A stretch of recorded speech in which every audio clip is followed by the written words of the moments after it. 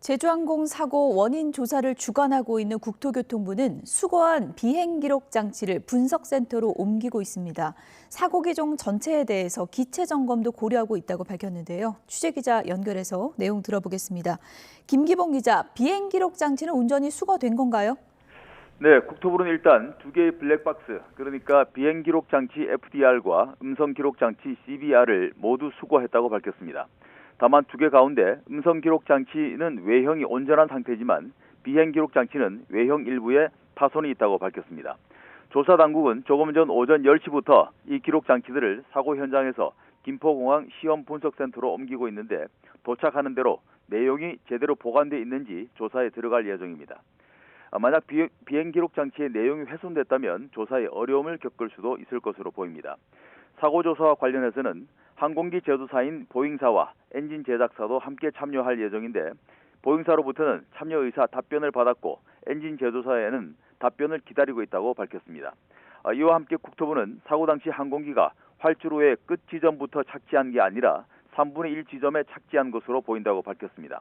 2,800m 활주로 가운데 1,200m 지점에 착지해 활주 거리가 1,600m, 충돌한 벽까지는 1,850m 정도였다는 추정인데 왜 중간 지점에 착지했는지 여부는 조사를 더 해야 알 수 있다고 전했습니다.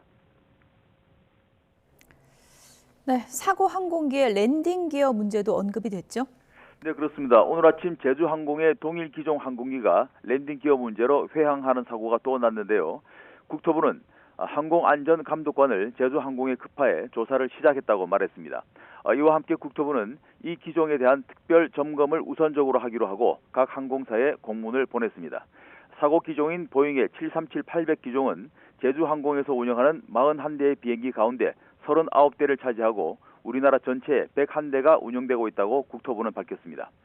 이와 함께 항공기 동체 착륙 당시에 활주로에 거품을 분사하는 조치를 하지 않았던 것에 대해서는 일단 조종사가 메이데이를 선언한 뒤에 실제 착륙까지 시간이 너무 짧아 조치를 취할 시간이 부족했다고 설명했습니다. 또 거품을 뿌리면 기체가 미끄러져 오히려 더 큰 사고 우려가 있는 점 등을 고려해 최근엔 이 조치에 대한 규정이 없어졌다고 밝혔습니다. 국토부는 오후 3시에 추가로 밝혀진 내용을 또 브리핑할 예정입니다. 지금까지 YTN 김기봉입니다.